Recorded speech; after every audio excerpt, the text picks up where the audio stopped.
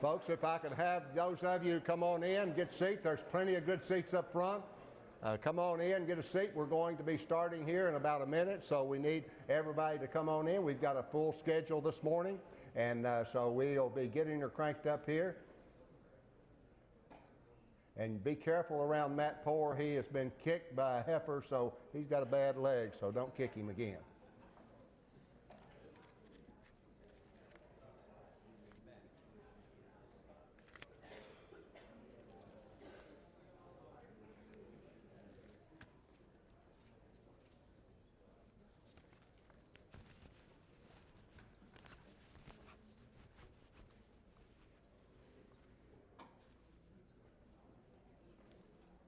Well, good morning again. I appreciate all of you being here for this. Many of you in this audience have been with us for about 13 years when we put on the Dow Symposium. Dow was the very first company to start a symposium. Now, if you look at the AFGC, a lot of them are. Now, I've been asked this morning, why did Dow quit sponsoring this? We're going to answer that this morning, so welcome to this. We got a full schedule for you today, and we want to come. For example, I've been asked this morning, is it Corteva? How do you pronounce that word? We're going to get the official word on that. Not only that, but how it came about. Join me in welcoming Julian Smith, who's going to tell us about this organization and give us a little bit of background. Julian, we're glad to have you with us. Thank you. Thank you. Hi there. Thank you very much, Gary. Looking forward to talking to you guys a little bit about Corteva. Corteva is the correct pronunciation. So let's kind of talk through that. We started on this journey now back in September of 2017, where we brought together Dow and DuPont. And the intention is that we will be eventually splitting into 3 separate companies. So there will be a new materials company with Dow, a new specialty company with DuPont, and then a very focused agricultural division that will spin off and be called Corteva. So what Corteva looks like is it's actually, when you think about it, really 3 companies coming together. It's what you guys know as Dow AgroSciences, DuPont Crop Protection, and DuPont Pioneer. So we've kind of been working on a journey over this past year, a little over a year now, of integrating these 3 companies and creating something new, a new industry leader for the future. So a little bit about why Corteva. Where did that come from? So cor is Latin for heart, and then teva is actually Hebrew for earth and nature. So when we brought this name together, it's the heart of nature, the heart of the earth. Something that I think really resonates with us as we think about the future of this industry and where we want to go. Our purpose is also very changed. Excuse me. If you remember kind of the old Dow AgroSciences, very scientific focus, as we are developing our new industry, our purpose, we are here to enrich the lives of those who produce, those who consume, ensuring progress for generations to come. And I really resonate with that because we're really getting down to the people, the industry, the rancher, the folks that really want, that need our innovations and our help at the end of the day. When we thought about building out this company, we didn't do it blindly. We went out, we interviewed employees, industry partners, even cross-industry or related industry, value chain partners, really wanting to understand what do you see in a future leader in this industry? And these were some of the things that popped up, and I'll touch on a couple of them. Global in nature is obviously very important. We're able to kind of take some innovations across the globe and work holistically on problems that we're seeing around the world. Integrated, both seed, chemical, full offering of opportunities for our end users.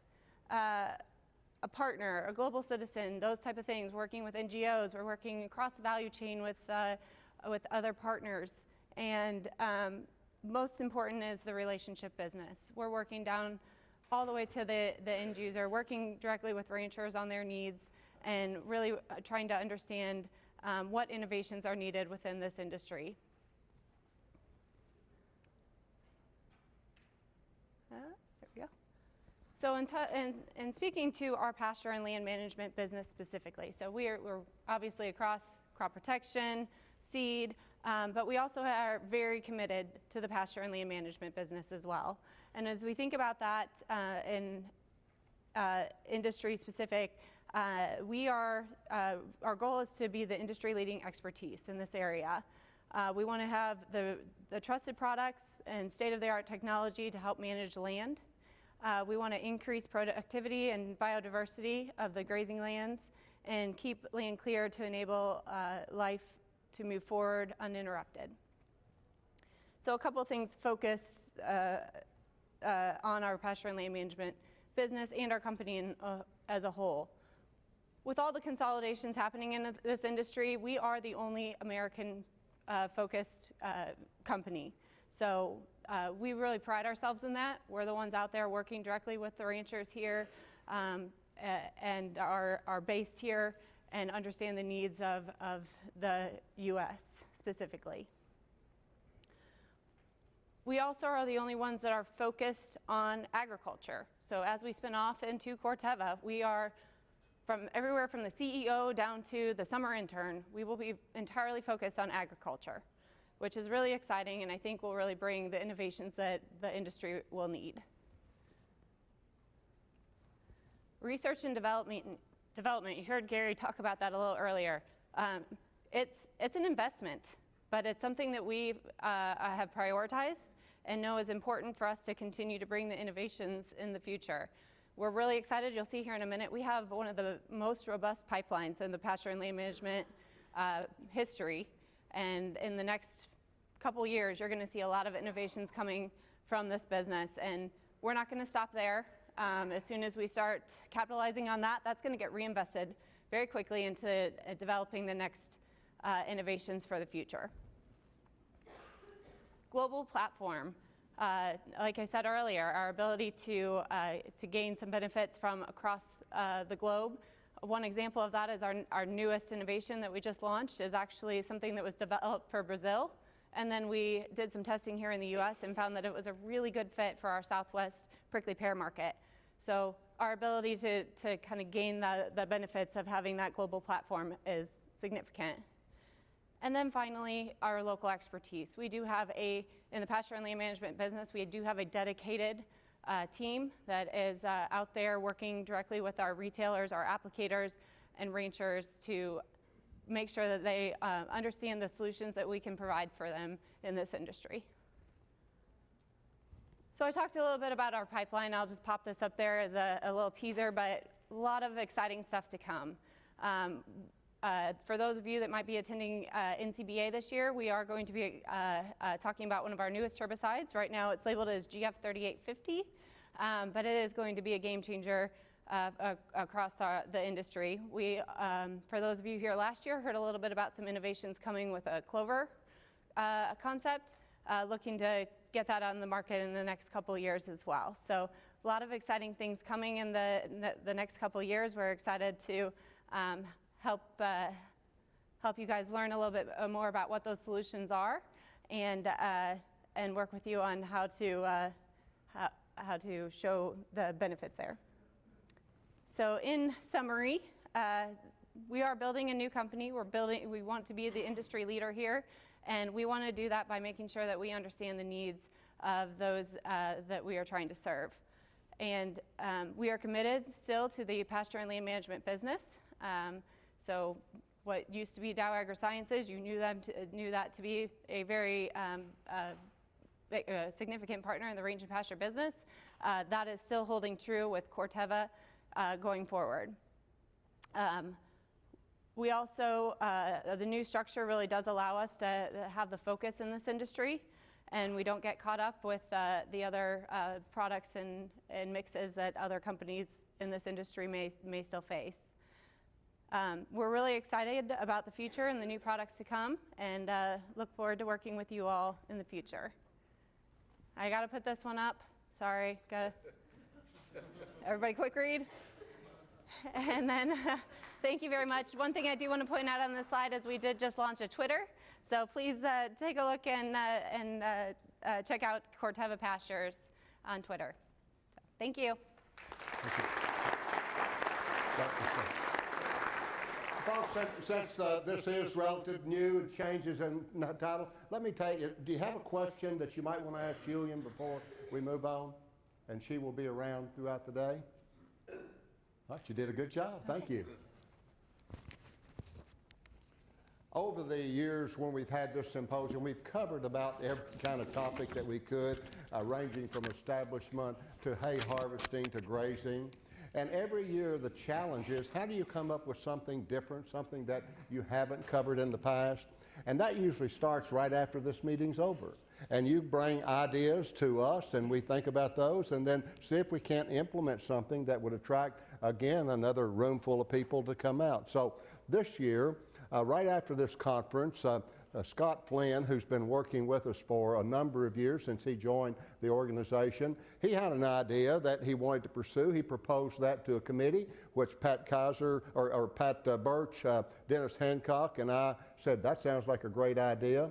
And then the thing started to developing, and we appreciate each of you who worked and filled out the survey, and we're going to talk about that today. And what we're going to do, just to give you a roadmap, Dr. Flynn's going to come up first, and then Dennis Hancock's going to come and talk, and then we're going to assemble a panel, and that panel is going to talk a little and take questions from the audience. So it should be exciting as we go throughout the morning. So sit back and relax, and let's begin to give more background on what we're really talking about. Scott Flynn is going to come and lead us off to talk about the process that we've been through over the last year. Scott?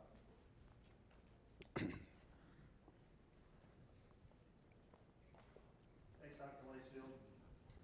So as Gary said, last year we started toying around some ideas for this symposium for this year. And Dennis and I had been very passionate about we needed to do something about economics. It's not the easiest thing in the world to get out there and sell a producer on a new idea without something to back it up. And so we started talking. Can we show some type of return on investment? Can we get some economists to come in and say, yes, this is the reason why, Practice X works so well and makes people so much money? And it just really never came together because it's hard to find economists who specialize in those types of things. And so we had this idea. Let's not worry about the economists. Let's go straight to the producers. And let's ask them what's working and what isn't. And so we set up this survey. And I'm going to tell you, I have contributed about this much to this whole survey. The real champion of this has been Dr. Dennis Hancock. His efforts in this were absolutely outstanding, from putting together the survey to getting working with AFGC to getting online. And if you don't mind, please give Dr. Hancock a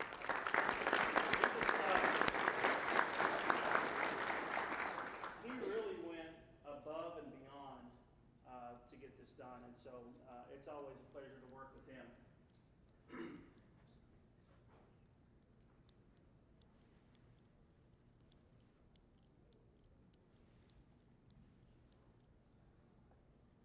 So the title of this is Survey of Top Economic Practices According to Producers and Stakeholders in the Private and Public Sectors. And when we set out to do this, we came up with some objectives. One is that we wanted to provide economic guidance to producers based on this survey. I think of AFGC as kind of being the upper end on people who are in forage management and grazing management. And I think if we can take that opinion and take it out to a broader audience, it's certainly worthwhile. So providing the economic guidance to producers. The other is to determine the focus of future research, whether that be from the university, our government organizations, or people like myself that are in the private industry. Also, guides to funding agencies. I think this document could be used, or these set of documents could be to take to our government officials and say, hey, this is what it looks like in the forage industry right now. These are the things that are working well and that people are wanting to adopt. And these are the things that are not working well that have potential that we need to tweak and we need funding on. And then the last is the opportunity to focus on why some practices are failing. And I'm using this term failing very lightly, not necessarily a fail, but more or less some stumbling blocks that producers have run into when implementing certain practices and turning those practices around with research. So we sent this survey out, this survey of economic importance of certain practices. And we sent it to, with the help of AFGC, to a little over 2,600 folks within the organization. And of those, we had about a little over 17% response rate. And I don't know if you all do many surveys, but that's pretty doggone good to get 17% of the people to open up an email and at least take a part of the survey. Of those that we surveyed, there were 196 that were producers within AFGC. Of the public sector, so those would be folks in our NRCS, ARS, University Extension, there were 142 respondents. And then of the private sector, and these are industry folks, there were 51. So that's the breakdown of people that actually took this survey. Now, where did those come from? AFGC, you saw the map that Gary put up this morning. AFGC is really dominant when you get east of the Mississippi with a lot of folks, especially here in the Mid-Atlantic region. We are dispersed across, like I say, east of the Mississippi, but we do have kind of a clustering of folks, especially in that, what I would consider the fescue belt, a little north of the fescue belt. Now the types of producers, and I'm going to spend a lot of time in this presentation talking about the producer segment because we have to put a lot of weight on that. I'm sorry, I'm going to move this forward just so I can get a better view here. One, beef cow calf producers, there were 99. So we had, you saw those respondents. There were 99 beef cow calf producers, 44 stockers, beef finishers, beef seed stock. You see that made up the majority of the folks that took this. Dairy, small ruminant, and dairy replacement made up a smaller portion. We see some significant folks in the lamb and wool industry and also in horses that participated in this. So breaking down this survey, we've taken this approach to it. One, when it comes to producers, you saw how heavily influenced the fescue belt is in this organization. We broke down the producers into two groups. One, producers that are on fescue dominant operations and those who are on non-dominant operations. And then we looked at industry professionals and research education and government organizations like the NRCS. So let's get into talking about these survey results. So question one, if you open this survey, look like this. It says, please rate the following management practices as the potential to affect economic efficiency on your operation. And this is the scale that Dennis came up with. In kind of a way, I'm blaming Dennis here. If you don't like the way the scale, I'm like, this is the one that Dennis came up with, not me. But the way it worked here, there were 5 options. You filled in this box for conversion of novel endovite. I mean, it was very negative economic impact, greater than 10% loss of net farm income. You came up here, you said you thought it had a very positive impact, that it provided more than 10% economic return, net farm income. And so producers were asked to go in here. Of course, we have neutral, we have slightly negative, which it caused an economic loss, but it was less than 10%, and then 1, which it caused an economic gain, but it didn't quite make it to that 10% mark. So one thing I want to stress in this, there were very few practices, probably less than 3, that ever ended up where our producers said they, as a group, as a whole, they said that it had a negative economic consequence. And it was, in some cases, it was so close to zero, you'd almost say that it's kind of neutral. But most of the practices here, producers looked at and said, yeah, implemented, this could have an economic return on my farm. So these were the different categories, or the different practices that we asked people to rate. You can see conversion to novel endophyte, breeding livestock on tall fescue pastures, conversion to natural or organic standards. And you can read through those. We have 32 in here altogether, and they encompass a lot of the common or trending topics that we have right now in forage management.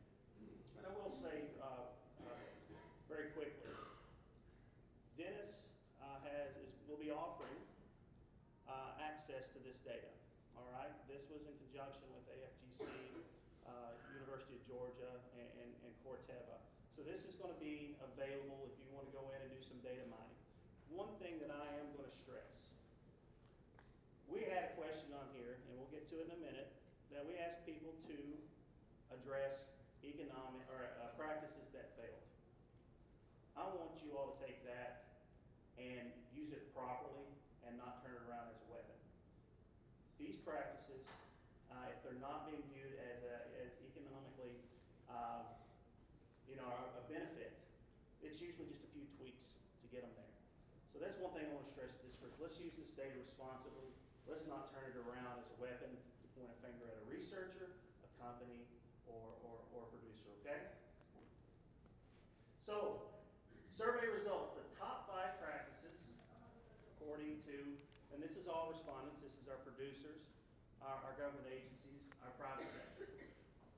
So, on the right, you'll see the rank, rank 1, 2, 3, 4, 5. You'll see the practice, and then you're going to see the average score. So, what I want to stress here, or explain, is that when you see that score, the closer it is to 2, the higher the economic benefit.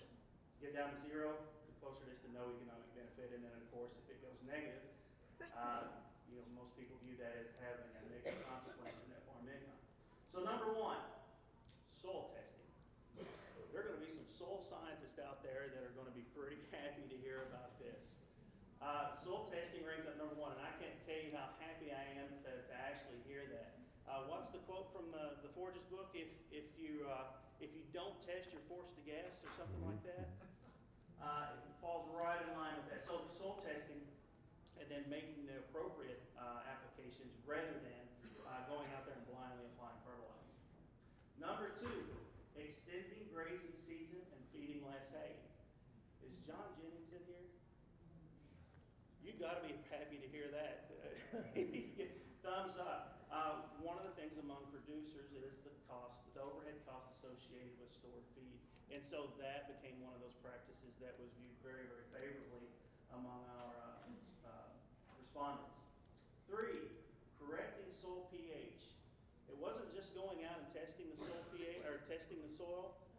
It was also going in and correcting soil pH. Gary, I think from Southern Forage is over 50% of our pastures. You're going to have to correct me if I'm wrong here, but over 50% of our pastures in the southern U.S. have pHs below 5.5, or somewhere around that in that Sounds neighborhood. right. About right. Gary doesn't even remember what's I don't below. remember.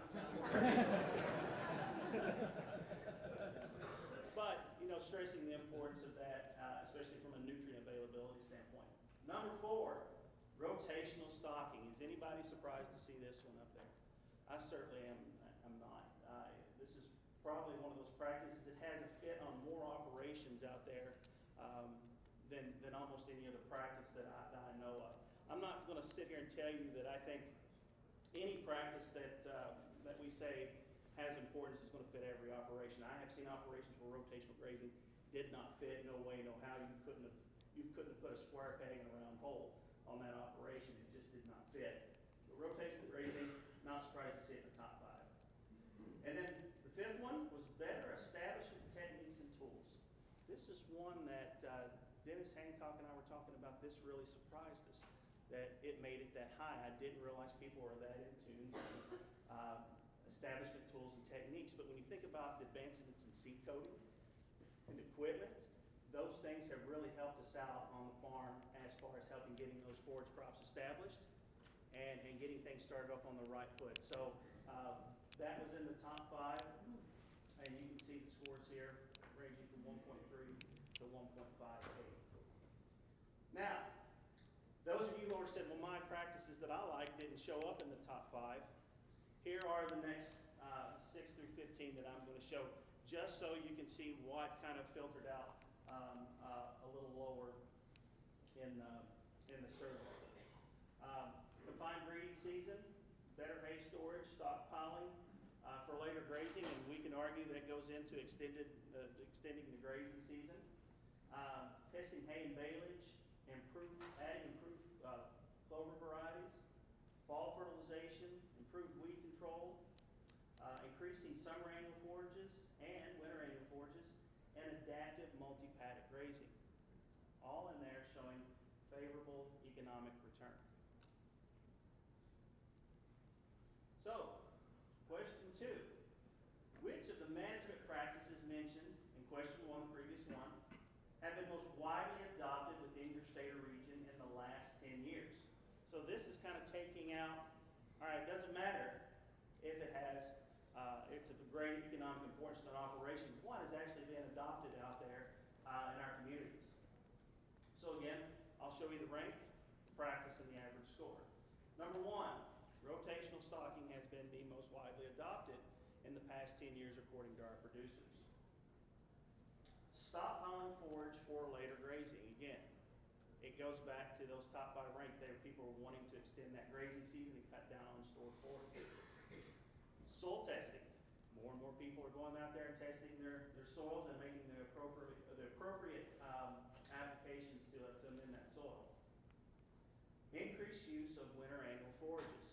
Again, you see a lot of interaction here in the survey because increasing use of winter annual forages goes into things like stockpiling, extending the grazing season, getting rid of the overhead costs associated with stored feeds. And then extended grazing season. So if we look at the top 5 practices adopted, we can go ahead and take 3 of them and say they're focused on cutting down on hay and grazing those animals longer than a year. And that's pretty significant when we look at it. So Don Ball, good job. John, good job. All of you, all great job for getting that message out there.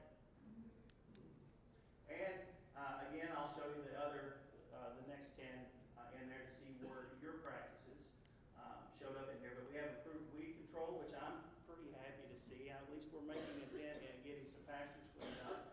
Correcting soil pH, better hay storage methods, adding improved clovers, conserving forage as baleage instead of hay. And that's really important in a year like last year when how many of you all are still trying to dry out the pastures or dry out the hayfield? Being able to put that forage up into baleage. Increased use of summer annual forages, more soil fertilization, testing of haylage and baleage, supplementing low quality hay, and then conversion to novel endophyte fescue. Now I want to put an asterisk here beside this. This number, as far as economic score goes, is the view only by people in the fescue belt that have fescue as their predominant species. They viewed it very highly as having an economic benefit. When you filter it out and you start pulling in people from Texas and those areas where it's mostly Bermuda grass, they didn't see the benefit, so it drug the number down. So that's the reason why that's in there. So question 3. This is where I ask you all to keep your cool, because some of you all are probably going to get a bit frustrated. But look at this as a way to improve these practices, to support research in these practices, to get them up there where we don't have as many failures. All right? So the question is, are there management practices mentioned in question 1 that you have first-hand knowledge of their failure? All right, so we're asking, do you know a person, have you had it happen on your own farm where this practice has failed them in the last 10 years? And we ask people to indicate 5. All right, so what you're going to see is the first one is going to be the one that was most prominent. And I'm going to approach this a little different way. I'm going to show you what practice was listed in the rank, and then I'm going to give you the comments to help explain that, all right? And I'm also going to show you the economic score to show you how people actually rated it. Again, Anybody comes after me, I'm gonna let you know I'm an old redneck from Kentucky and I got a good right hook. I don't anticipate that. So number one was conversion of novel endophyte fescue from our Kentucky 31 pastures. Economic score, if you talk to producers, they view it as, if I have novel endophyte on my pastures, it has an economic benefit. But it was the number one as far as the number of failures we see out there. Comments. Most producers fail to understand the importance of timing as it relates to the steps required to be successful in establishing novel endophytes. Second one, not enough site prep or long-term commitment to alter management. They went out there, it's what I have someone who call me and say, I've decided to go out and kill trees in my pasture today. And I say, so how long have you been planning this? Well, I just got up this morning and decided I want to do it this afternoon. Things take time, takes preparation, and I think conversion of novel endophyte certainly does. Third one, they did not kill the existing stands. They went in there blindly and interceded into that stand. Overgrazing.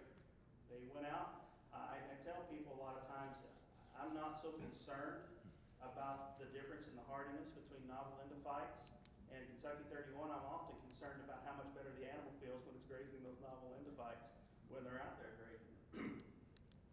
Lack of persistence. Again, I think that kind of ties into things like overgrazing or not maintaining the stand, and they slowly, revert back into a weedy mess that invites every plant possible in there. Some people say the endophyte creeps back, and that one is, you're going to have to explain to me how, other than just windblown seed. Lack of weed control when they're establishing these stands. They have a lot of broadleaf annual grasses. Poor establishment germination, which personally I have never seen. I've always had great luck establishing novel endophytes. And a lack of investment in the pasture. So when I look at this practice, I don't look at it as producers shouldn't do this. I look at it as producers need to better prepare themselves before they go out and take on this particular practice. This is not something you wake up in the morning and decide you're going to do in the afternoon. This is something that it takes time to prepare, it takes investment, and it takes a long-term commitment by the producer to make sure these fields hold. Number two, using native species had an economic score of 0.32, so still we view it as having a positive impact on our operations. Comments, difficult to establish. I think we can all agree that that's probably been one of the big issues with natives is, they're hard to establish, and some people kind of get impatient. Competition with summer annual grasses, inadequate nutrition for fall calving and rebreeding, hard to establish with organic practices, poor seed quality, weeds, and proper rest periods not being implemented. All things that we can manage with just a little better education. Mob stocking had a score of 0.26, still looked at as economically favorable. Comments, labor and time. I've said this time and time again, for a person who may be like myself, who's on the road 4 or 5 days a week, I can't be there to move cattle twice a day. So it doesn't fit everyone, so labor and time have been one of those factors that have come into play. Lack of understanding that long rest periods affect forage quality. Inappropriate for animal enterprises that require high quality forage. I think this is something else in there that can be tweaked for better education around to kind of address this issue. Reduce stocking rate to achieve those high density goals of trampling forage into the ground. So I'll let Dennis get into that a little later. You see how I passed the buck there, Dennis? Bus is really big, by the way. Requires attention to prevent long-term damage. That you really need to be a producer who's on site and monitoring these is something that you don't walk away from and leave for a day or two. Number 4, regularly renovating, establishing forage stands. Has a very positive economic score, but you have a high degree of failure. Comments to why? Poor execution. Couldn't be more surprised, could I? There's always a lot of poor execution when it comes to planting forages, it seems like. Expense. Poor management after establishment. Again, you put in these new species and you just like you did, and of course the pasture reverts back to whatever those previous stands were. Lack of time, and quickly reverts back to previous forage, probably because of poor management. And number 5, conversion to natural or organic standards. This actually had a slightly negative, we would say more of a, I'd call it more of a neutral in terms of its impact. And again, I think this is very specific to the producer. But the comments was lack of understanding of management requirements by the producer, a lack of information or misinformation among at the producer level. Weed and insect pressure was not manageable. Lower prices, and when they put lower prices in here, I had to think about that a little bit. I don't know if certain markets are dropping in terms of price or what they were talking about, but I always view organic products as being coming in at a lot higher premium. Maybe not high enough to cover their costs, but from this particular comment. Lack of market or consumers who can afford to pay for that product. And then the other was poor animal care.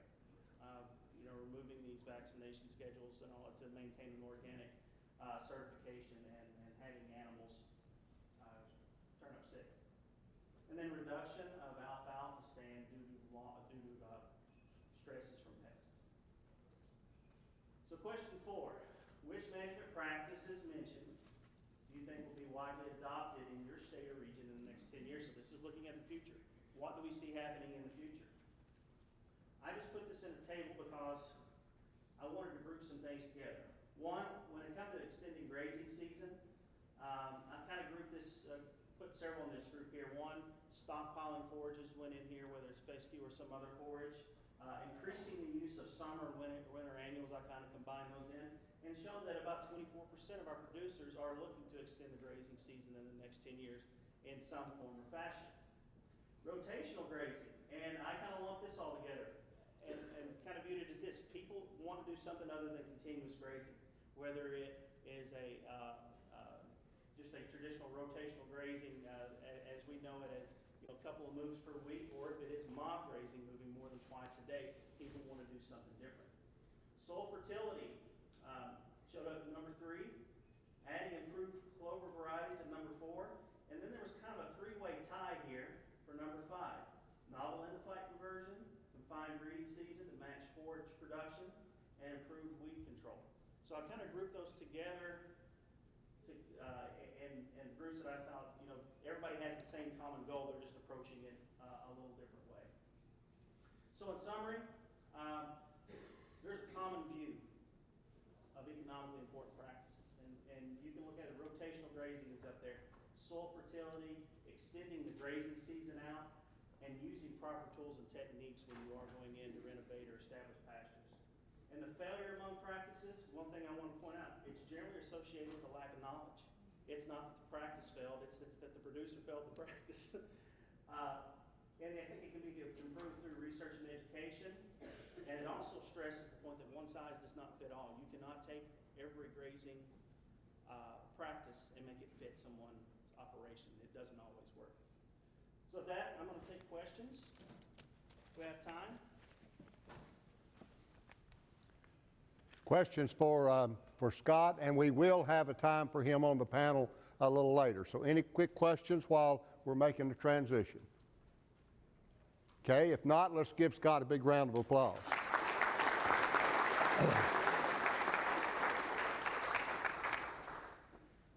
Now, continuing on with this theme, but yet looking at it from a bit different perspective, Dr. Dennis Hancock is going to come now, and then we will assemble the panel. So write down your questions. We'll get to all of those shortly. Dr. Hancock. All right, thanks, Gary. I appreciate it very much. If it's all right with you all, I'm going to get away from this podium. My wife tells me all the time that I should use the podium. It has a slimming effect, she says.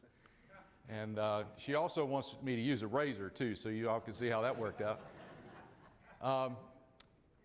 But the challenge with this was we wanted to really look at the economics behind some of these practices. And as Scott kind of alluded to, we talked to a few economists and asked them to be on the panel, and they wouldn't touch it with a 10-foot pole. Because there's not a lot of economic work that's been done in this area. And the reality is every situation is quite different. What works on one farm may not necessarily work on everyone's farm, but there are some commonalities, and there is some data behind some of these practices in the literature, looking at the economics. And so I want to try to spend as much time looking at those numbers as we possibly can where there is data on the economics. And some of these we're just going to have to fill in the gaps and look at some of the drivers behind the economics to dive a little deeper into that.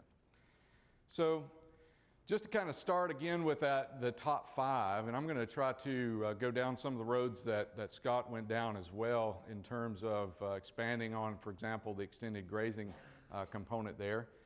But the overall number 1, and he showed the overall average across all of the different sectors that we were looking at, but what I've chosen to do is to break that down a little bit further so you can see how the producers, the private sector, and the public sector viewed things a little bit differently sometimes. There was not always uniformity in agreement in these numbers. Sometimes the producer sector rated something really high, and the public sector, those of us that have pointy heads and have offices in ivory towers, maybe our point of view was a little different, right? And the private sector. Sometimes the private sector's viewpoint on something is quite a bit different too. So I thought it was kind of interesting to look at that in a little bit more detailed form. I've also broken this down into the sectors that are identified as being predominantly in tall fescue-based areas versus others, okay? And others include everything from alfalfa to Bermuda grass, but tall fescue is unique enough, I felt it was important for us to separate it out from all those others separately so we could actually dive into some of these practices a little bit differently. As Scott mentioned, soil testing was number 1, and it was uniformly rated very, very high. Kind of right along with that was correcting soil pH, and you can see that those numbers were all in the top 10 as well, and anything that fell in the top 5 I've highlighted here in green just so you can see those a little bit more readily. Now, obviously these two kind of go hand in hand in my book because one of the primary reasons I'm always advocating for soil testing is because of the soil pH issues that we oftentimes run into, and I'm going to explain a little bit about that. Now, I remember very distinctly when I was growing up in Kentucky and then as a county agent going to meetings with Dr. Lacefield, and Jimmy Henning here is pictured. And Jimmy was, one of the comments that he always said that I've stolen and I've used liberally since then, is that he would say that in the fine print of his diploma, it was written that he must get up every time he got up to do an extension meeting to say, "Thou shalt take a soil test," right?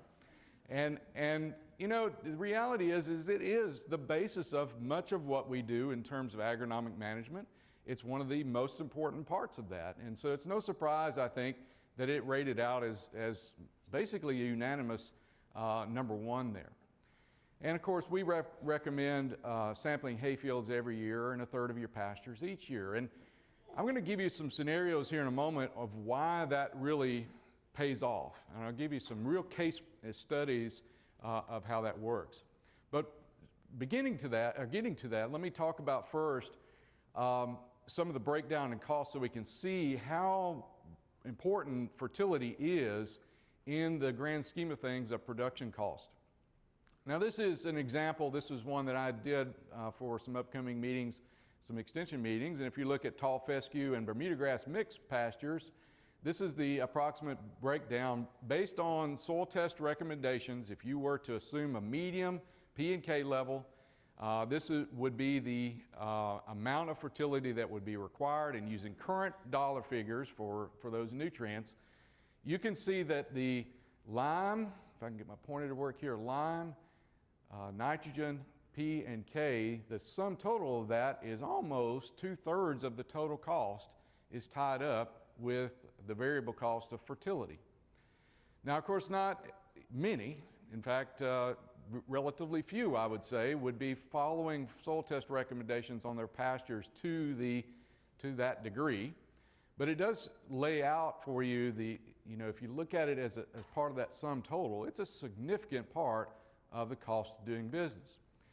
Even more so when we start talking about the hayfield and the contribution of nutrients there to the hayfield. The dollar figures are much higher. The proportion is pretty close to the same. It's about a little bit more than 50% of the total cost there is going to be associated with fertilizer and lime, of the variable cost anyway. And then you add in, of course, your fixed cost. This is paying for that paint on the baler and the tractor and all the time associated with making hay, right? We'll come back to that cost in a moment because that factors into some future discussions here about extending our grazing season. But the point being is it's a major cost of doing business. But I always want to remind folks that there is a penalty to not putting that cost in. There is a cost to the fertilizer, and there's a cost to not utilizing fertilizer. Because if you look at what actually drives the cost of a ton of forage, it's not just the total cost per acre that you're looking at here, it's the forage yield that you also have to consider as well. So if we start backtracking too much on fertility, whether we're talking about in a hayfield like this, right? Or if we're talking about pastures and we're trying to background stockers on some pasture or something, if we shortcut on fertility, we could really, in the end, drive up our cost of our forage. And to kind of look at this in more detail, let's assume for a moment, just to make numbers easy, that if they are 100% of what our economists tell us that they are, and if we are producing, let's say, over the course of a whole year, 6 tons per acre, and if our costs work out to be $100 then per ton, okay, this is dollars per ton, at 6 tons, if we were able to if we were able to decrease our cost here by 10%, if we kept the same yield, we're good. But if that 10% decrease in total cost reduces our yield, notice that our forage cost actually has increased. Now this is true whether we're talking about a hayfield or whether we're talking about a pasture or whatever the case may be. So especially in times when fertilizer prices are extremely high, that's one of the first things they would want to do is to try to take some shortcuts. And my dad was always one who imparted on me that there's a right way and a wrong way of doing things. If you take shortcuts, sometimes it doesn't work out quite the way you think it's going to. One of the areas that often is overlooked is liming, and not cutting back on lime I consider to be job number one. It is an important part of maintaining the fertility of that soil. There are several reasons for that, and I don't have time to go into all of these, but I want to emphasize here today about nutrient availability. And we've all seen this, or some variation on this particular graph, where we look at ranges in soil pH and the relative availability of some of those nutrients. So for example, the wider the bar here for nitrogen is, that black bar, the wider it is, the more available it's going to be. And same thing for phosphorus, potash, and all the rest of the nutrients that are shown here. And a few years back, I was having a conversation. This was in 2007. If you all remember, fertilizer prices just went through the roof at that particular point in time. And producers were really hurting that year, trying to figure out, where do I cut cost? And one of the questions was, I've got a soil pH here that is 5.6, and my target, and this happens to be for tall fescue, my target should be 6.2. What is the real value for that lime? What is the real value for that? Now, what I'm about to show you is a little bit of a liberty with the information, okay? I'll freely admit that, but what I want to emphasize here is the thought process, or the extrapolation, if you will, from this. And what I said was, if you look at the availability at 6.2 for nitrogen, for example, compared to 5.6, that's about 35% less available. And if we look at that for phosphorus and potash as well, and we consider, for example, that we might be putting on 200 pounds of nitrogen per year, and right now that nitrogen is valued at about 50 cents a pound, that 35% decrease in efficiency has cost us $35 per acre for 1 year. If we do that for phosphorus and we do that for potassium, and we total all of that up, that's $50 per acre per year roughly in lost value of that fertilizer investment. Okay? Now, what's the spread cost of lime in your area? This is the interactive portion of the program. What's it cost? $12 a ton. $12 a ton spread cost.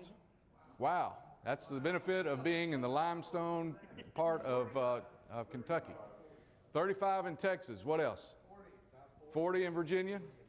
40. It's about 45 to 50 in Georgia in many places. 80 in Oregon. Okay. My point of this is, by the way, how long should a lime application be effective in a pasture? 3 years. 3 years is the general rule of thumb, right? 3 years. So that's really $150 per acre. When you go over 3 years, that's $150.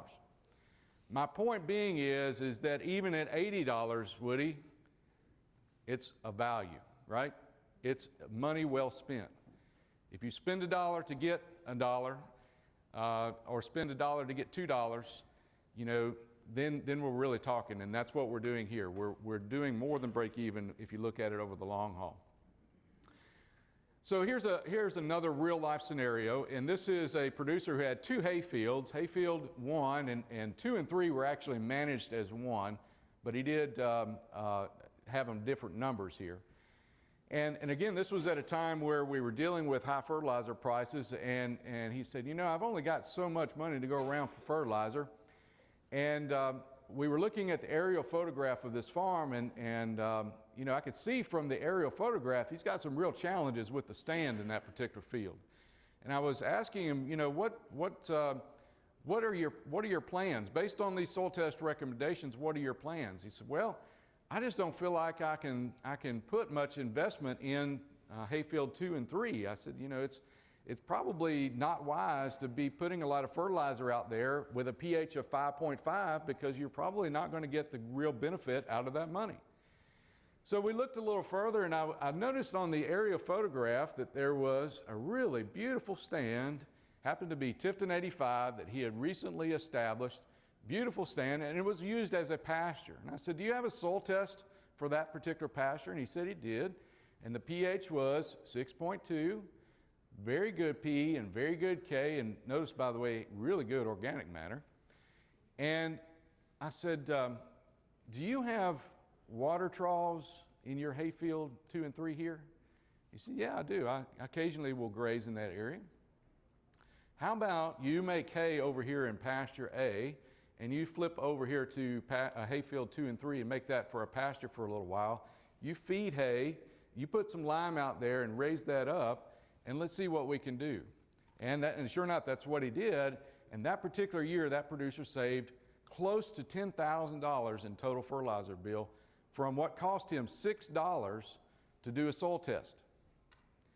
You know, when I talk about this in front of our county agents, they get real excited about that because they say, you know, that really does make the case for soil testing. It is an important and low-cost investment. And as Dr. Tucker, Jennifer Tucker is my colleague down in Tifton, and she is frequently quoting this saying of, unless you test, it's just a guess. That's exactly right, and we really need to know more about what's going on in those pastures. Okay, so enough on soil testing. The second one that was listed here was extended grazing and feeding less hay. Now, I don't know what's wrong with these other private sector folks outside of the tall fescue belt. I'm blaming Scott for that one, by the way. He was kind enough to throw me under the bus for a few things. I'm going to throw him under the bus for a few things. No, and I don't know what was going on there, but if you look at the rest of them, they almost uniformly had that, at least in their top 3, and really in number 1 was pretty frequent. And of course, extended grazing is got a rich history, and if you all have not had a chance, is Chad Hale in here? There he is, back in the corner. I'm going to embarrass him for just a moment because he wrote one of the most interesting articles I've seen in a long time in the Progressive Forage Grower. Now, there's a lot of good information in there, Lynn. Y'all have a great magazine, as does Hay and Forage Grower. But that was a really good article, and I emailed him to let him know I thought it was great. But one of the things that he talked about in that is how extended the grazing season in England actually changed the world, literally. It, in many ways, led to the economic industrial revolution that has occurred over the past couple centuries. So I encourage you to take a look at that. But of course, another great article or publication on this is the extended grazing and reduced stored and feed needs. Dr. Ball and Dr. Lacefield and several were involved in putting that together. Excellent publication. It boils down to three basic things. Stockpiling for deferred grazing, whether that be fescue or in our country Bermuda grass, and there are other options there we can use too.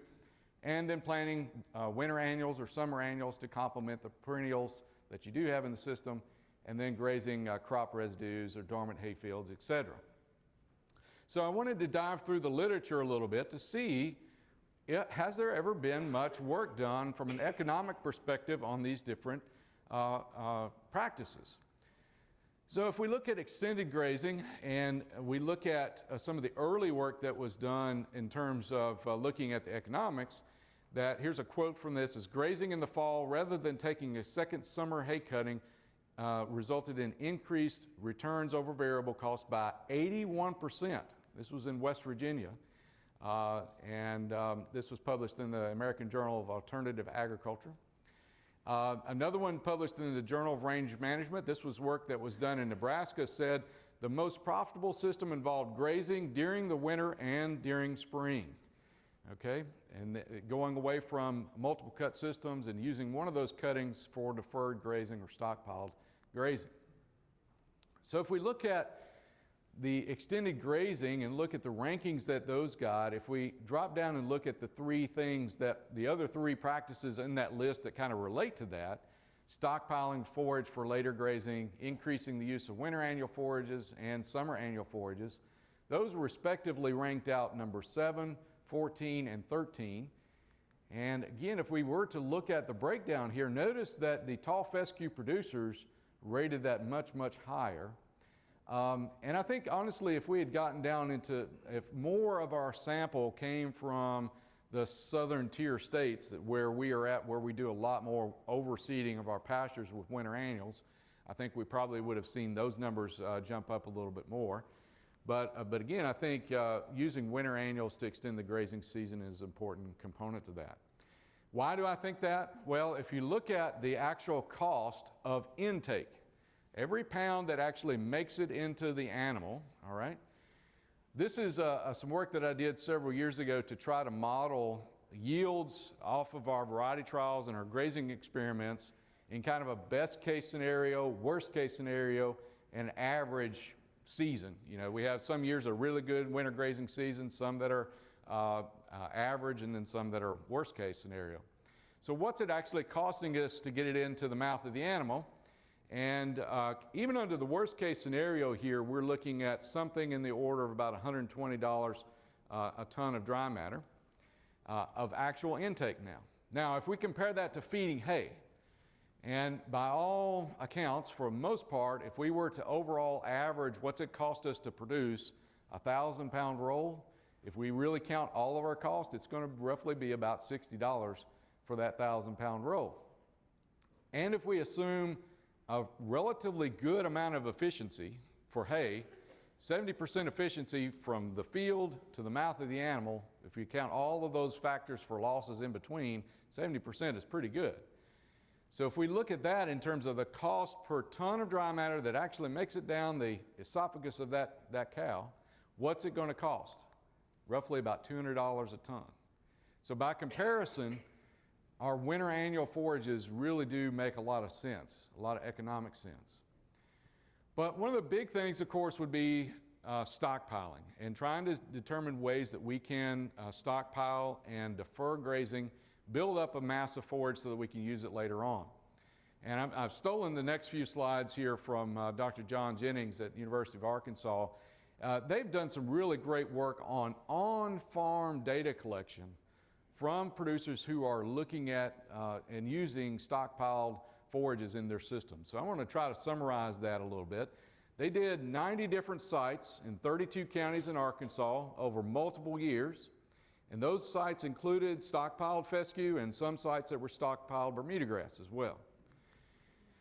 And what they found is that, well, actually what they did here was calculating this on the basis of animal unit basis. Okay, so they standardized all of this across the various scenarios on an animal unit basis, because some farms will have an average cow size of maybe 1,400 pounds, and another one might be 1,100 pounds. So they wanted to standardize that across all of that.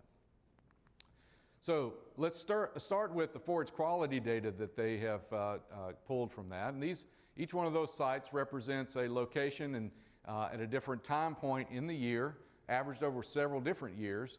This was from 2002 to 2006 for stockpiled tall fescue. And this is a relationship of TDN and crude protein with the months of the year. Okay, so going into the winter months, what does the TDN look like on farm? And what does the crude protein look like on farm? And how does that match up with these two dotted lines here? The top dotted line there represents the TDN requirement for an 1,100 pound lactating beef cow, all right? That next line below that represents a dry cow. So for example, with TDN, you can see that stockpiled tall fescue always met the dry cow requirement in terms of TDN, and as well with crude protein down here at the bottom, by the way. With lactating animals, there might be some times, particularly as we get into late February and March, where that's going to be down below the mark that we need to see. They also did this for stockpiled Bermuda grass. And so they had the forage quality data, same setup there. Notice again, relative to dry cows, we're pretty much okay to feed dry cows on that pretty much throughout that whole season.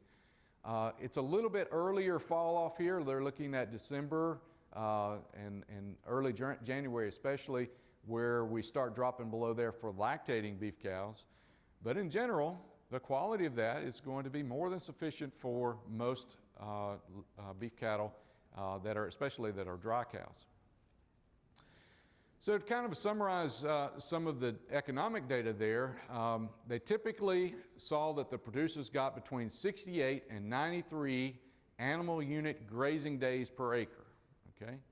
So roughly about 55, 60 days per cow per acre worth of grazing out of stockpile. Average savings here for stockpiled forage for fescue producers, the average was about $20 per head, per animal unit per year. Bermuda grass, pretty much the same, $20 per animal unit per year. But here's one thing I want to highlight. If they use strip grazing, what I really call frontal grazing, you're moving a front across the field, they were able to increase that by $10 per animal unit in addition to that $20. So with good grazing management, they were able to stretch that further and increase their net return. Those were net return numbers. Let's look at just briefly the animal performance, just to make sure we're not going to rob the bank here, as it were, and making sure that the animals perform as expected relative to hay. If we look at fescue stockpile versus hay, some real recent research here from Missouri, as a matter of fact. I believe this is some cow-calf data from Missouri. And they showed a 5% better body condition score on fescue stockpile versus hay, 11% higher birth weight, and improvements in fetal programming. And that's a whole nother topic for another day, but I think there's some real merit to fetal programming early on in development for those calves as they hit the ground running. What about with stockpile Bermuda grass? Some really great work being done on this in Auburn, in Alabama, at Auburn University. Stockers, they looked at stockers, and actually in stocker cattle, they saw with Bermuda grass that they got a little bit better average daily gain on hay diets, especially after the first month of being on there. And if you look at that, you probably are going to say, well, that makes a little sense, because after a month or two of being out on Bermuda grass, heavy rains and whatnot, it does decrease in quality, and we saw that in the previous data from Arkansas that I was showing you. But if we look at cow-calf data, though, cow-calf data, if we look at, there was no difference in body condition, body weight, milk, or weaning weights of the calves, but notice here, Feeding hay resulted in input cost per cow being increased by 56 to 67% per year, okay? So there is where it really, the economics of this really come into play, right, is in the hay feeding. So what are some of the challenges for stockpiled forages? And I think one of the big hang-ups that a lot of producers have is they think this is going to take a lot more labor, okay? Now, for those of you that are feeding hay right now, God help you. I feel for you. I saw a picture the other day, one of our producers posted on Facebook, and he had all 4 wheels of his 4-wheel drive tractor sunk up to the axles. You know, it is tough. And I think I sure would prefer pulling out an ATV or RTV or whatever out of the mud that had some reels of poly wire on the back than trying to get an 80 horsepower tractor unstuck out of the mud that bad anyway. But the labor of this is not anywhere close to what it takes to feed hay. How many of you are doing stockpiling tall fescue right now, or stockpiling Bermuda grass in general? Would you all agree with that? Would you all rather be feeding hay? No. Okay. Well, that settles that, hopefully. So grazing management, though, is necessary. As I talked about earlier, if we're stripping this off, we're going to make more of that resource. There are some varietal differences, and not so much with fescue, but especially with Bermuda grass. There are some varietal differences that we need to consider there. But especially what we are concerned with is how much rain do we get in the fall of the year, and then what kind of winter weather are we going to have that follows that, and nitrogen cost. That's a biggie, right? Now, right now, the nitrogen costs, relatively speaking, are not that bad, okay? Not nearly as bad as they've been in the last 5 to 10 years. So from that perspective, I think we're pretty good, but it's the rainfall or the lack of rainfall in the fall of the year, as well as the value of the substitute. You know, if we got really cheap hay, then that changes the economics of this practice a little bit. And of course, the winter weather that we have. If we have a really heavy winter and lots of ice and snow, that changes things too. It does interject a little bit more risk into the scenario. I do want to point out, though, that there's some real interesting things going on with nitrogen management in stockpiling tall fescue. And if we go back to some of the early work that was done on this and going back to the 60s and 70s and looking at the effective response, the nitrogen response to a pound of nitrogen, and just for the moment, let me put a pin in a number. You need it to be between 15 and 18 pounds of dry matter to make this economical in today's prices, okay? If you'll just trust me on that. 15 to 18 pounds is what you need to make this economical. So if you go out in early August here in Kentucky, this is Kentucky data, if you go out in early August, mid-August, and you put it out, you're going to see, in general, a pretty reliably, economically effective response to that nitrogen. However, if you wait late and do this in October, you might as well be giving your money away. And if you're doing that, please come see me. I'll be happy to find a place for that money. But not all nitrogen sources are created equal. And one of the things that we always have to keep in the back of our mind when we're looking at old nitrogen response data is what was the nitrogen source that was used in this trial? Any guesses? Ammonium nitrate. Okay? And ammonium nitrate is the gold standard of nitrogen. And urea, as good as urea is, it doesn't hold a candle to ammonium nitrate, in my opinion. You can just put in your book that it's going to be about 20% less effective in general, on average, because of volatilization loss. And especially in colder seasons, nitrogen release from urea is slow. Okay? It's, chemically speaking, it's a compound, it's an organic compound. It has to be broken down to be made available. Same thing for broiler litter. So this is some work that Chris Teutsch did in Southern Virginia a few years back, and really showed and highlighted that for stockpiled tall fescue in this case, you need to consider the source of nitrogen that you're putting out there. I also want to highlight some work that was just recently published in the Agronomy Journal. And what they're looking at here are some of these soil health measures. Now, some of you, old school folks especially, are going to kind of raise your hackles whenever the word soil health is mentioned, but I have come to have a real appreciation for that dynamic. I think there's really something going on here. And this work was done by Dr. Alan Franzlubers. Now, just for perspective here, for most part, our soil test recommendations have between 50 and 60 pounds of nitrogen to the acre for stockpiling of tall fescue. That's typically what the recommendation is. But what Dr. Franzlubers' work showed across multiple areas across the southeast, everywhere from Virginia all the way into Georgia. There might have even been some sites in Alabama. I can't remember. But I want to say it was something like 45 or 50 locations. Matt, you were part of that, weren't you? 40 locations all across the southeast. And they had different sites with different levels of soil test biological activity. And it's the carbon dioxide burst test, which basically is just a measure of how active that soil is, biologically speaking. And what they found was the economically optimum nitrogen rate was dictated by how much soil test biological activity was going on there, how alive that soil really is. And it was a very strong relationship, R squared of something like 90% or something. It was very good. So I also want to point out that that study was done with nitrogen applied as urea. And that does factor into this idea as well. We need to always keep in mind that nitrogen source plays into this consideration. Okay, number 4, I'm going to speed up a little bit, rotational stocking. And the story there was a little bit more complex. There were some that had it very highly rated and others were a little bit more muted on that. But overall, if you looked at the number of folks actually seeing this adopted, almost half of the respondents indicated that rotational stocking was among the top 5 management practices that they've seen adopted in the last 10 years. In fact, it was number 1 out of 32 by far. The next one on the list was stockpiling at 30%. So it was highly, highly seen as being one that's being adopted on a grand scale, okay? So widely adopted.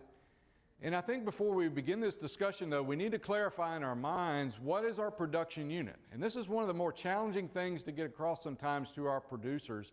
What is your production unit?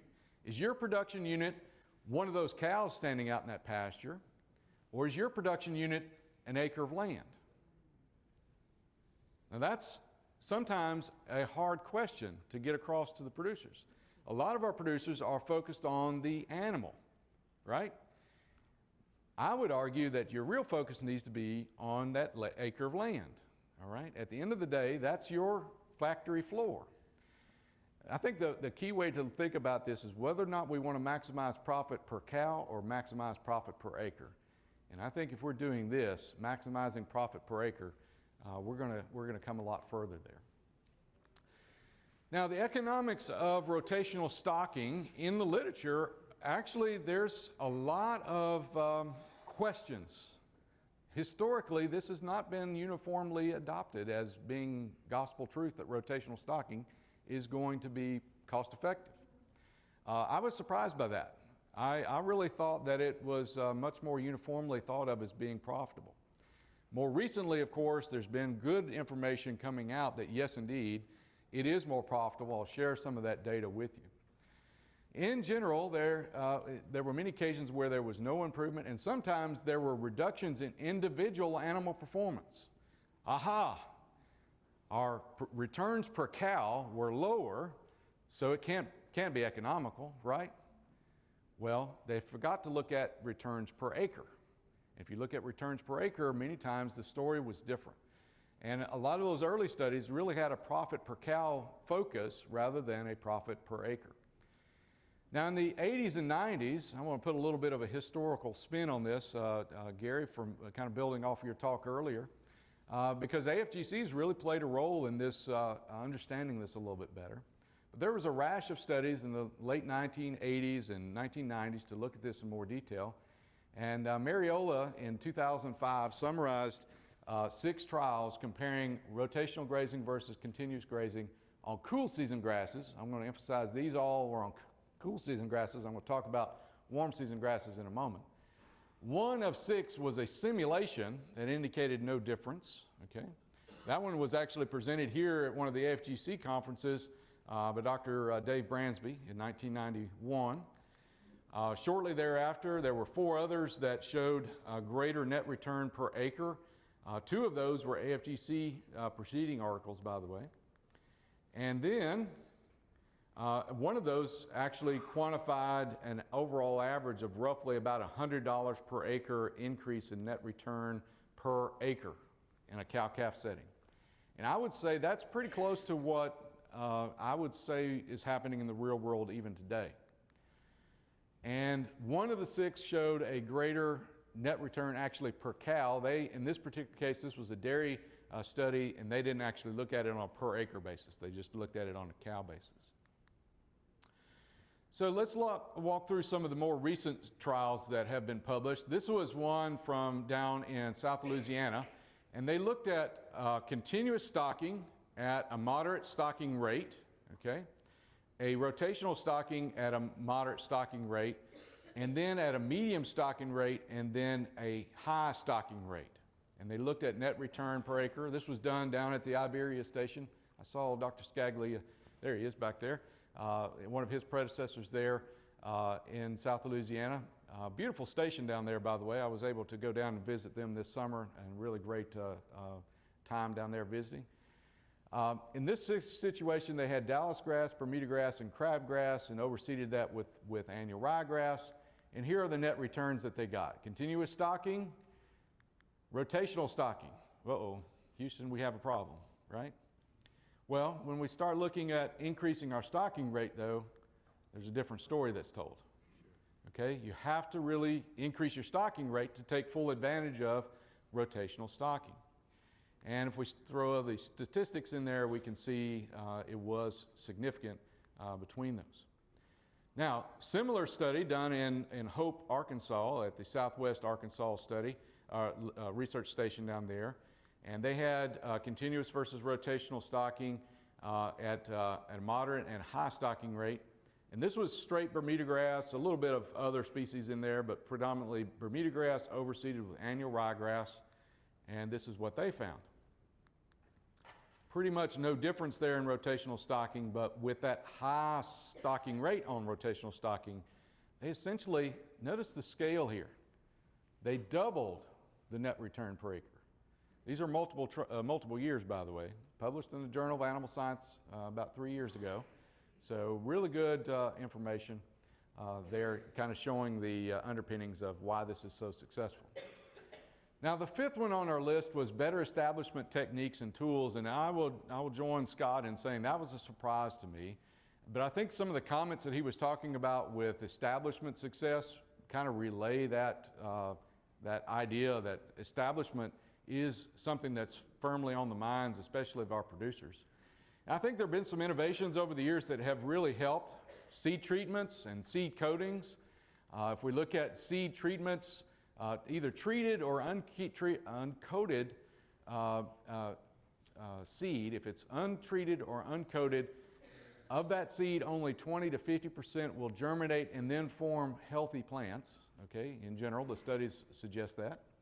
But if you look at coated seed, 40 to 75% of those will germinate and form healthy plants. So that in and of itself is a significant accomplishment, improvement over untreated seed or uncoated seed. Now, real briefly, I want to distinguish between seed treatments, and seed treatments are anything that we might add to that, and that includes inoculant, by the way, but fungicides, insecticides, and some of these are pretty rare in the forage world. There may be some other additives, maybe some fungal inoculants nowadays being used. And generally, these are going to add a minimal amount of weight. But the coatings over here may include some of those seed treatments, but they also have a coating around the seed, and it's usually something like calcium carbonate or some other such powder with a binder of some sort, a polymer that's going to hold it together. And it makes the seed really slick, carries that treatment. Sometimes they're treated with hydration polymers to hold water around the seed and so forth. One of the key things is it makes it flow through the drill a lot better. Better protection, shelf life, nodulation, but it does affect your calibration, by the way, and you need to be aware of how that is going to affect things.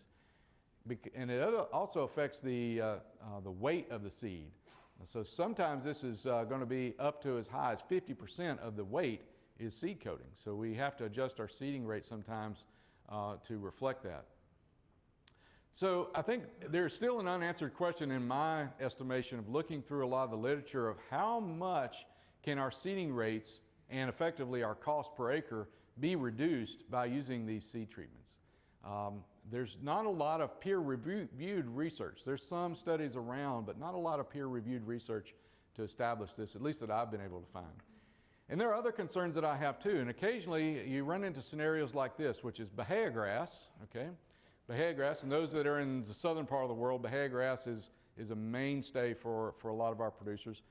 But it kind of naturally has some seed dormancy issues, and Don, I don't know why in the world we would need seed coating on Bahia grass, but this particular lot of seed had 50% coating on the Bahia grass. Now, sometimes my fear is, my gut reaction in this particular case, I just am kind of concerned that we may be selling some folks a pig in a poke, and I'm really concerned that we need to avoid those scenarios.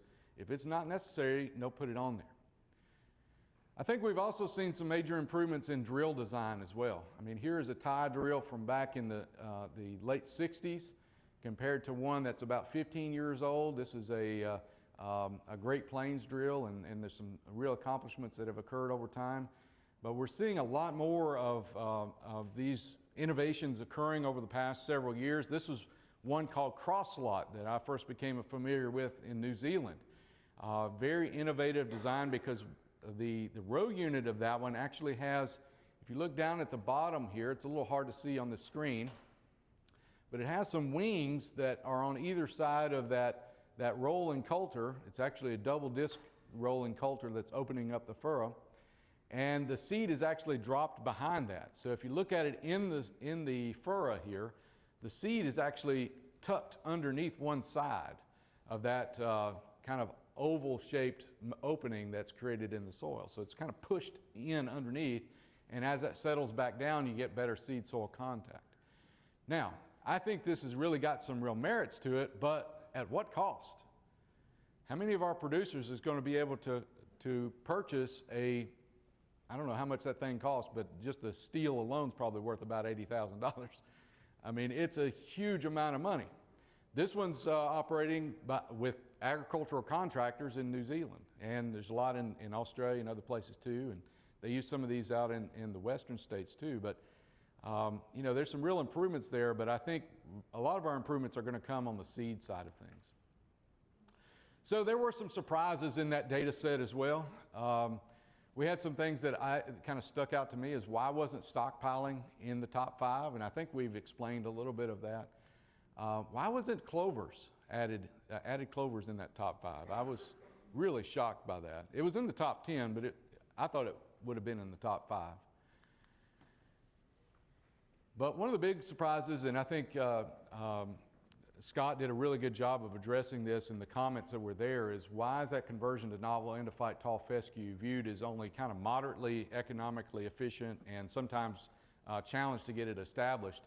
And if we dive a little deeper there and look at some of the work that's been done on stockpiling, of novel endophyte tall fescue conversion, we can see that in 3 different seasons here, again, Paul Beck and company in Arkansas, the Kentucky 31 in their research actually showed net returns that were negative in all 3 years, and the novel endophyte for Jessup Max Q and another one they were working on at the time, High Mag 11, which had a different endophyte in it, and it was a different variety. But again, the results are pretty consistent, showing positive numbers there. Now, those were net returns before actually accounting for the cost of converting that to novel endophyte tall fescue. So once you factor in the establishment cost of the novel endophyte tall fescue, which in their particular case was $232 per acre, the economic time to payback was 2.9 years. 2.9 years, so less than 3 years, you've broke even on that practice. So, you know, and then, by the way, this is pretty consistent with some of the producers that I've worked with, and in other places. And one guy that's got some really good records is Joe Davis over in South Carolina, and this is almost spot on to his numbers as well. So, you know, I think there's some confusion about, and it's a huge amount of expense, but it pays back pretty quickly. And this was with cow-calf. You know, the returns for a stocker operation is going to be considerably better. And part of the challenge, I think, has been with our establishment techniques. And we have historically recommended the spray, smother, spray technique of going in with a summer annual there and spraying it out in the spring and then coming in with a summer annual and then coming in the fall and drilling it in. Well, there's a lot that can happen between March and September, October. And so there was some work that was done a few years back by Dr. Nick Hill and John Andre and a few others when John was at University of Georgia. And they looked at a mow, spray, spray technique where they would mow out the seed heads in the spring, graze it all summer long, and then about 6 to 8 weeks prior to planting, go in and spray out that fescue to start with, and then come back a second application about a day or two before you go into plant, and then establish it. And this is what that looks like in plot form. They also did this on several farms as well. This is the 6-week stand, and you can see it's really nice and clean, very few weeds there. And the toxic amount of endophyte infected tall fescue was less than 2.5% on farm data. Okay, this is on farm, not plot data.